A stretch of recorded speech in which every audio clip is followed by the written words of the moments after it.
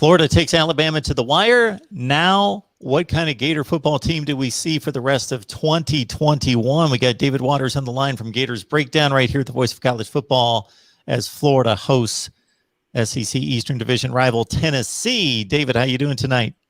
Doing good, Mark. Doing good. Just getting now into the groove of football season a little bit.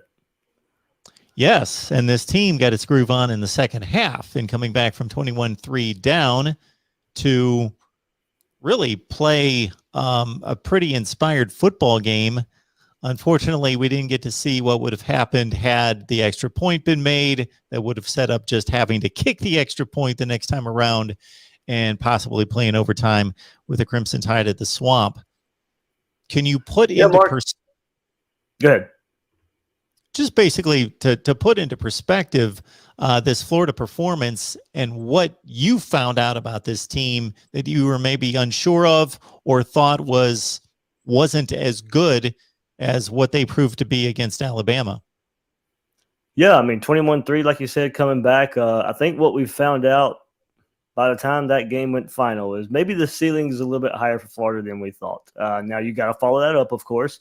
But everybody wondered how good this Florida team could be after you lose Trask, Pitts, and Tony. You get your first big test of the season, and in a way, you pass it, but it's still a loss. They've said all week there's no moral victories here. A lot of the fan base say, look, we're the University of Florida. There's no such thing as moral victories, but you can take some good away from that performance. I mean, Florida outplayed Bama for 3/4 of that game. But my worry going into the game is exactly what happened. Florida got down, and I didn't think they'd be able to come back like they did come back. But, getting down, spotting Alabama 18 points, spotting the number one team in the country 18 points with the talent they bring to the table, you're not going to win that too many times, and you basically have to play flawless all throughout the rest of the game. And Florida almost did, as you mentioned, the missed extra point, the 2-point conversion. It was a combobulated mess, but if Emory Jones hands the ball off right away, it probably still works anyway.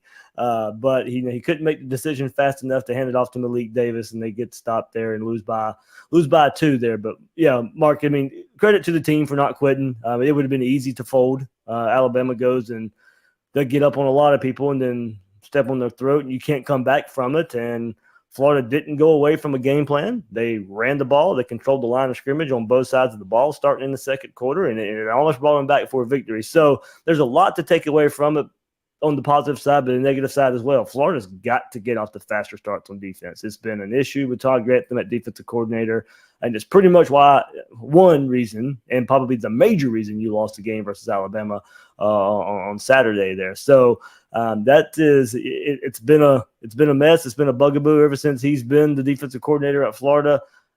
I know you say, yeah, that's got to be fixed, but what can be done year 4 as he's the defensive coordinator at Florida for that to get better? So credit the comeback, of course, but you've got to also take a look in the mirror and see what you can still do better. Look, Alabama, if you want to play that team again, Alabama's going to get better throughout the season. Florida's going to have to do the same. The note about Grantham seems to add up to a coach who comes into the game not as prepared as he should be for what he's seen on tape, but then he's able to adjust. To his credit, he's able to adjust in terms of what he sees in game, which is typically the more difficult thing to do than what he was planning for the entire week.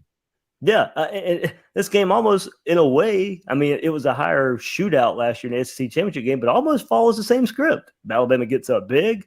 Florida fights their way back. There's a stretch there in the middle of the game where Alabama can't do anything on the Florida defense, but it's just a start. I mean, look, go back to last year's Georgia game. Georgia gets up 14-0, and Florida has to fight their way back and eventually just goes to blow out Georgia. But it's these slow starts against the better offenses on the schedule that I say you got to figure out, but now you may just have to live with it just because it's been so consistent there with Todd Grantham. Now, granted, second drive of the game, there's this phantom pass interference call on third down versus Kyer Elam, and Florida should have got the ball right then and there. That was not pass interference, so they did get their stop, but the drive was allowed to continue, and you can't give Alabama an extra chance. You just can't, and you saw they go up 14-0 or 14-3 at that point there. But so they did get their stop, but you would like to see the adjustment that he made of daring Alabama to run the ball. Florida was getting beat in the passing game, so they adjusted to play the pass, basically daring Alabama to run the ball, and that's when Florida's defensive line just took over. You would like to see that adjustment, as you said, in pregame, or that adjustment after the first drive, because it was clear. Mark, I said last week on Gators Breakdown, my Alabama preview, what you're going to have to stop is yards after the catch and yards after contact. And that's exactly what happened in the first quarter versus Alabama and their skill players. So I don't know what it is, Mark, about what he can't identify during the week. Does he start the defense the same every week and offenses just know that and can take advantage of it early? Whatever it is, like I said, it's got to be fixed, but it's too consistent right now for you just to think there's going to be a magic wand waved and automatically it just goes away. If somebody showed me this box score, took the names away, and said, this is the way this game's going to turn out, well, I would have said, Florida can't turn it over once, not get any turnovers, stay in the game.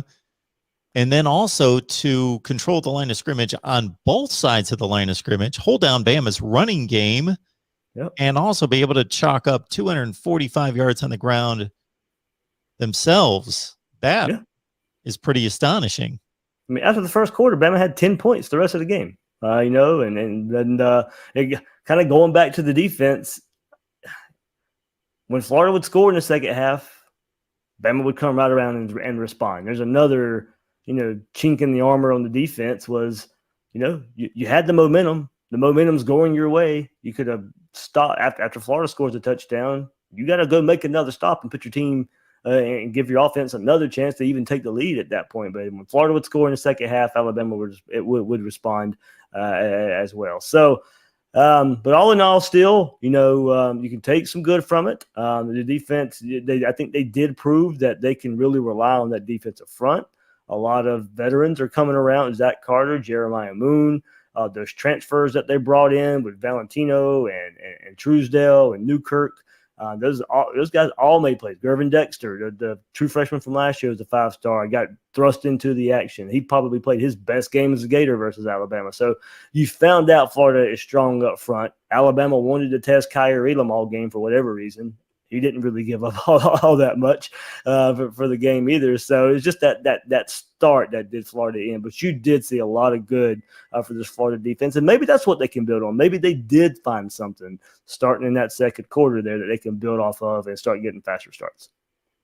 David Waters, Gators Breakdown. Head over to your favorite audio platform or right here on YouTube. Just look up Gators Breakdown. Check out David's show. It is the best on Florida football coverage. Taking on Tennessee, old familiar foe this week.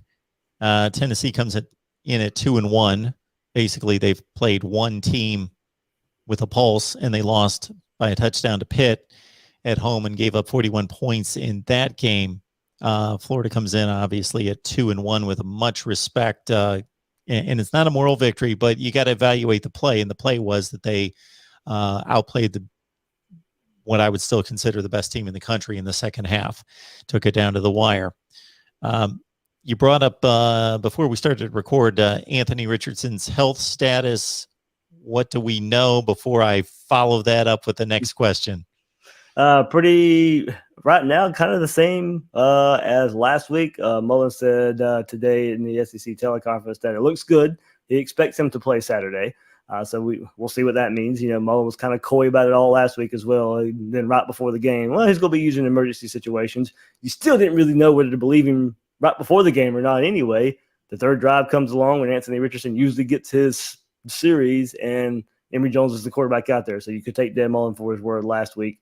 We'll see game time if we can take Dan Mullen's comments this week going. He said he'll get another MRI Friday. That's what he did last week too. Got an MRI the day before the game. And as long as Mullen says, as long as there is, not a lot of risk of re-injuring himself, he'll play there. So your most explosive player by far, and that's saying how good he is. Florida's got some explosive players on their roster. That's just how good Anthony Richardson is. He is the most explosive player Florida has there. So you like to see kind of how they're setting it up. Do they want to get him healthy enough for him to start, where not start, but start playing more at Kentucky next week, where probably a lot more difficult of opponent coming up, more so than Tennessee? Or do you want to get him warmed back up a little bit, get him in the groove of the season again, playing him against Tennessee? So very interesting how Florida will play it. I think if he can play, you play him. I just think he's explosive. You put him on the field. The offense is just different with him.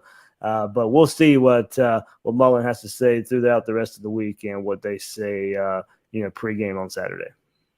So do you think Dan Mullen's perfect scenario is that Emory Jones is the starting quarterback throughout a successful season, and Anthony Richardson's a guy that comes in that runs certain plays and certain packages to complement that, or that Anthony Richardson wins this job because he is a more explosive player? I think in an ideal world that Emory Jones has been here, you want him to keep progressing and keep taking those steps as a starter, and you insert them both. I think there is a path. There is a way both can play and play a lot of snaps and be successful here this season. But, I mean, you talk to enough people, Mark, enough people closer to me than the program, and there is a big thought that Anthony Richardson just takes over at some point this season because he is that good. But, health comes into it. Mullen has said time and time again, there's things that we aren't seeing, but that's outside of the explosive plays, getting the team in the right play, getting the team in the right check. Well, he still find a way to make up for those things a lot of the times. Though, granted, it's Ben versus FAU and USF, and that's one reason I wanted to see him versus Alabama. Is okay, what does he do when the talent ramps up? And with the game plan Dan Mullen put in last week, you'd have to think that Anthony Richardson gets some explosive plays, and especially because Bama was just getting beat up front. And you give Anthony Richardson a crease like, Malik Day or Emory Jones himself got some creases and made some really good runs, and the running backs as well. You give him that type of crease, and, Florida did have now, you go in that second half of that Alabama game, those were some long drives. Those were 10, 11-play drives. Well, if Anthony Richardson's in one of those and that drive turns into a 5-6-play drive, you might have more time at the end to mount a comeback instead of just that last play where Emory Jones gets hit and, Florida can't amount to anything. Maybe you have an extra minute. Maybe you have an extra 2 minutes because you have another explosive player on the field and you score faster in one of those drives. So that's what he brings to the table there, Anthony Richardson. But I do think Dan Mullen be fine either scenario. He kind of did mention a couple weeks ago that, maybe one of these guys just grab it by the horns and run away with it. Eventually this season, that might be Anthony Richardson, but also I think, we did see Emory Jones get better from game 1 to game 2 to game 3. And then a lot of it too, Mullen built a game plan. He's seen enough of what Emory Jones can do well. You've seen enough of what he can't do well. You use his legs a lot more versus Alabama. That's going to make him a lot more comfortable of a quarterback. So, I think, we're seeing Dan Mullen piece this offense together with Emory Jones at quarterback as well. And I do think Florida can win a whole lot of games with both of those guys playing a lot of football this year. We know better than to look ahead to certain weeks and certain games because there are upsets every week. Yeah.